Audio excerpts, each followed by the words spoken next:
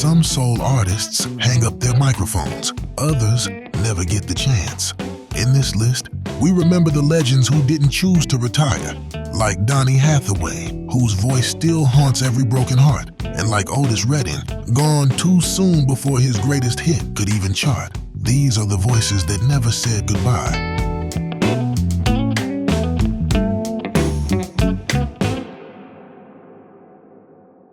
Number 10, Trying Times by Donny Hathaway. A voice born of velvet and thunder, Donny Hathaway was the poet of inner storms. In 1970, his debut album, Everything Is Everything, placed him among soul's intellectual giants, blending gospel roots, classical training, and civil rights urgency. But behind the brilliance was a man in constant battle with his mind. Your brother, but these are trying times, yes it is. Diagnosed with paranoid schizophrenia, Hathaway's life became a cycle of hospital stays, erratic sessions, and brief bursts of genius. During duets with Roberta Flack, you could hear joy return, if only for a moment. His 1973 song, Someday We'll All Be Free, felt like both a prayer and a cry for help. Someday we'll all be free. On January 13, 1979, he was found dead outside New York's Essex House Hotel. He was just 33. No farewell tour, no last album, just silence where there should have been symphonies. If Donny was the sound of longing, the next artist was the sound of fire barely contained. Number 9, It's a Man's World by James Brown. The godfather of soul didn't ease into retirement. He fought time like he fought everything else. When this 1966 track dropped, James Brown was already reshaping the musical landscape with every guttural scream and razor-sharp rhythm. Funk was being born, and Brown was the father, midwife, and rebel, all in one. This is a man's world. But the machine he built was also fueled by control, ego, and a constant fear of slipping. Brown battled drugs, arrests, and isolation. Even as his record stopped charting, he never truly stopped. He kept performing into his 70s. His final show was just weeks before his death in 2006. He didn't fade away. He refused to. His heart finally gave out on Christmas Day, and even then, there was talk of another tour. Because James Brown never wanted to retire, he only knew how to keep moving. If Brown burned like fire, the next voice drifted like smoke from a blues club at midnight. Number 8, I'd Rather Go Blind by Etta James. Etta James sang like she had lived 100 lives, and most of them weren't easy. By the time she released I'd Rather Go Blind in 1967, her voice carried the ache of heartbreak, addiction, and survival. She wasn't just singing soul, she was bleeding it, bending each note until it sounded like truth. I would rather go blind, boy. Etta never really had a retirement phase. Even as her body began to fail, she kept recording, kept touring, kept pushing through. She battled heroin, abusive relationships, and industry neglect. But her voice, gravel-worn and golden, only grew more powerful with age. Her 2004 album, Blue Gardenia, recorded while she was already seriously ill, earned her Grammy praise and reminded the world she was still standing, diagnosed with leukemia and dementia. She passed away in 2012. She never said goodbye to the stage. Life simply took her off of it. The blues never left her, and she never left the blues. If Etta was the blues backbone, this next artist was its restless spirit, always moving, always creating, even as the world changed around him. Number 7, Let's Stay Together by Al Green. Al Green had a voice that could soothe storms and stir up a few too. When Let's Stay Together hit airwaves in 1971, it became an anthem for soul lovers everywhere. But behind the silk-smooth falsetto was a man wrestling with more than just chart positions. Let's stick together. After a string of hits in the early 70s, Green experienced a personal and spiritual crisis. In 1974, a shocking domestic incident, his girlfriend's suicide in his home after attacking him, triggered a deep transformation. He became a pastor, turned toward gospel music, and left behind the seductive groove that made him a star. But Al Green didn't choose to retire. He chose to evolve. The industry, however, didn't follow him. Though he returned to secular music in the 90s, his time at the top had passed. He still sings to this day. His voice aged like fine oak, but the world that once chased him moved on. From divine falsettos to thunderous cries, the next artist gave us both, and he never had the chance to slow down. Number 6, Sitting on the Dock of the Bay by Otis Redding. Otis Redding never got to see his greatest song change the world. Just 3 days after recording Dock of the Bay, in December 1967, his plane crashed into the icy waters of Lake Monona. He was only 26. That song, mellow and reflective. I'm sitting on the dock of the bay, watching. Unlike anything he had done before, became the first posthumous #1 in Billboard history. Redding wasn't planning to retire. He was planning to evolve. Known for his raw gospel-soaked power on hits like Respect and Try a Little Tenderness,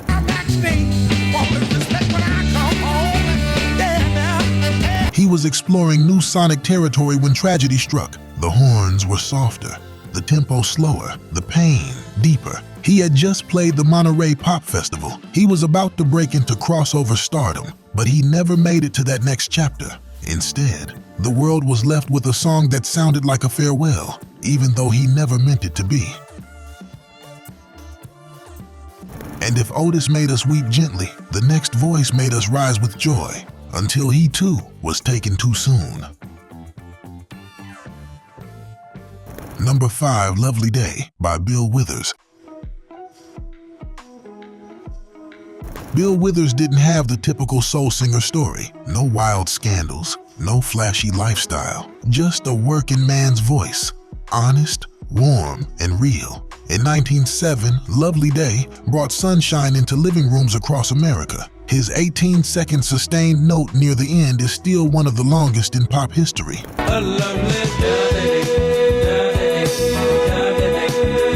Still feels like morning, but the industry didn't treat him kindly.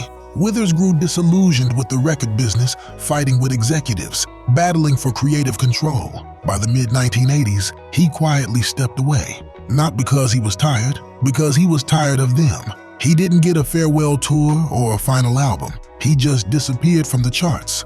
Yet his songs kept playing at weddings, in movies, across generations. When he passed in 2020, fans realized how much they had missed him. And if these stories are bringing up memories, now's the time. If these legends are tugging on your heartstrings, give this video a like. It helps us keep the soul alive and stick around. We've still got 4 unforgettable artists ahead, including a comeback queen and a genius taken far too soon.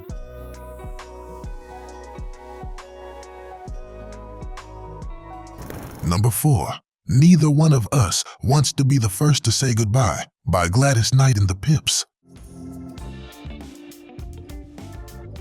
Gladys Knight never really left us, but the world tried to leave her behind more than once. In 1973, she delivered one of the most heartbreakingly honest songs of the decade. Neither One of Us wasn't just a breakup ballad. It was a portrait of emotional stalemate, delivered with unmatched tenderness. Neither one of us wants to be the first to say goodbye. At the time, she and the Pips were transitioning from Motown to Buddha Records, facing an industry that didn't always know what to do with a mature, dignified female voice. And while disco and pop trends surged, Gladys kept singing through the 80s, the 90s, even into the 2000s. She never retired. She couldn't. Whether it was gospel, soul, or adult contemporary, she adapted. But the spotlight didn't always follow. Her Grammy wins came late. Her recognition was delayed. Yet, she never stopped performing, never stopped telling stories with that golden voice. And from someone who weathered storms, we moved to someone who was gone before he ever reached calm skies. Number 3, Sexual Healing by Marvin Gaye. By the time Marvin Gaye released Sexual Healing in 1982, he had already lived several musical lives, from Motown crooner to protest poet to sensual prophet. That song marked a triumphant return.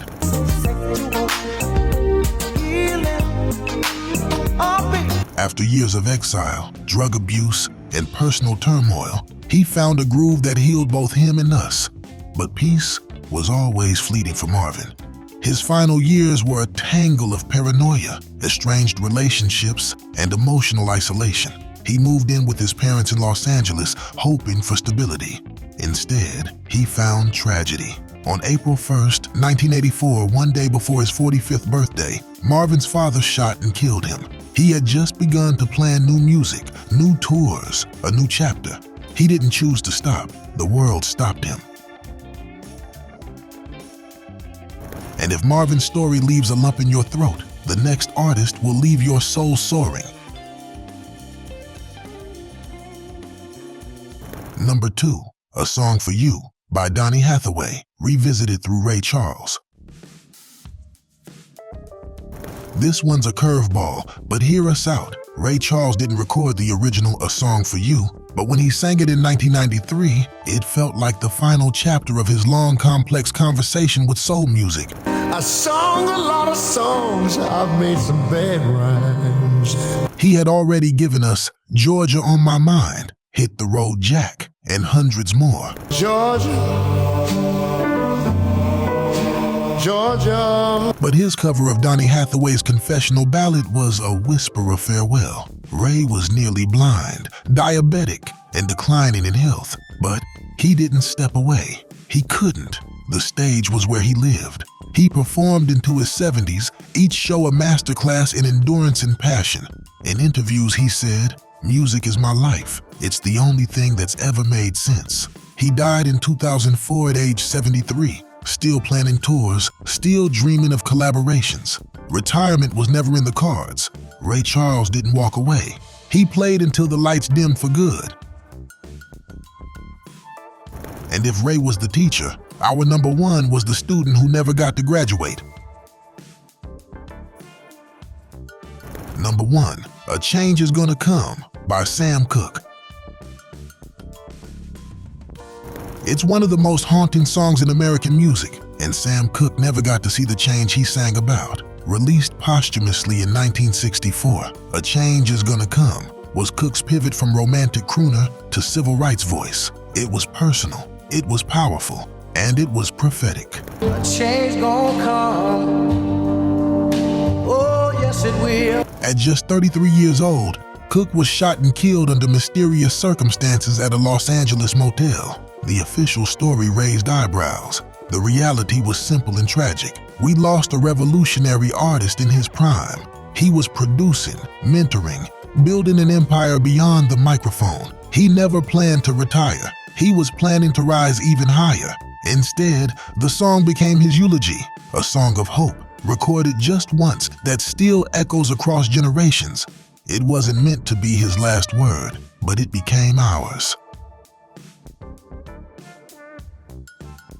From Donny's sorrow to Sam's promise, these soul artists didn't choose to stop. Life, fate, and the industry chose for them. But their voices still move through the world like they're singing just for you. Thanks for joining us on this soul stroll. Subscribe to keep the groove alive and never miss a beat of our next tribute. And don't stop now. Click the end screen to watch 10 R&B legends who were forced off the stage and feel the other side of the story. Let the music carry you there.